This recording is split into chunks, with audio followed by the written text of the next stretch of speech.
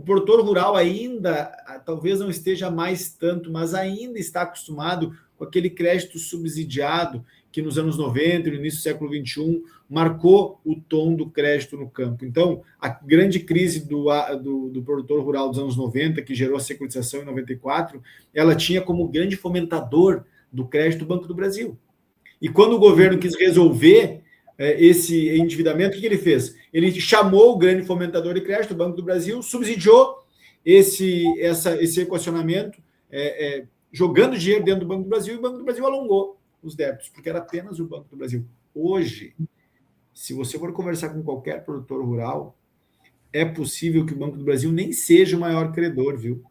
Eu até algumas recuperações do produtor rural, o Banco do Brasil sequer é o mais relevante. Nós temos no meio do crédito cerealistas, nós temos no meio do crédito outros fornecedores de insumos, cooperativas, nós temos cooperativas de crédito, cumprem papel de relevo hoje, né? Enfim, vários atores que estão atuando no agro que tornam mais difícil impor, por exemplo, a prorrogação compulsória que a gente estava tratando anteriormente, que foi objeto da primeira notícia.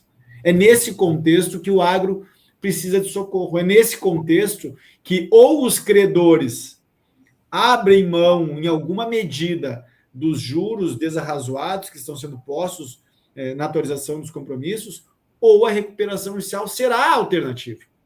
Porque não tem a terceira linha. A terceira linha, Rodrigo, pelo menos a minha percepção, é o final da atividade. É a alienação do ativo para quitação de parte do crédito e falência. É o que aqui no Rio Grande do Sul a gente está verificando na maioria das regiões que estão muitas empobrecidas com esse cenário de sucessivas estiagens, com esse cenário de aumento do preço dos insumos, porque atrelados ao dólar, com esse cenário de diminuição do preço das commodities, que a gente está verificando dia a dia. A soja aqui no Rio Grande do Sul, ela chegou a ter o valor de R$190, R$200 a saca. Hoje está em R$115, né, com todos os insumos com valores majorados.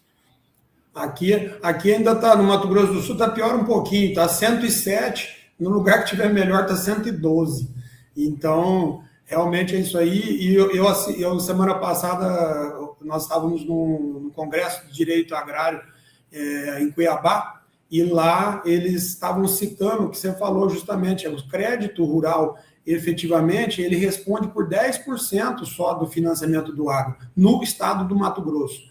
E lá ele estava justamente falando que o que financia, né, são as cooperativas e os próprios vendedores de insumo, além de capital próprio. Então, essa crise que aparece, ela pode ser 10 vezes maior, se a gente considerar que apenas os números aqui são do próprio crédito rural, né? Então, o próprio produtor que não conseguiu pagar, essas empresas que entraram em recuperação, né, e são fornecedores, estavam também. Então, isso agrava bastante a crise. E 14,5% não tem jeito. Tem financiamento que tem juros, né, de 3, 4, 5, mais a Selic, né? Então, a Selic a 14,5% vai representar um financiamento de 20, 22. Não existe atividade lícita no país capaz de pagar um negócio desse. Então, realmente, é um absurdo. Antes da gente... Só para a gente não passar ainda, esse dado, ele é, assim, para quem está nos acompanhando, guarda, ele é crucial para entender a pertinência da recuperação inicial.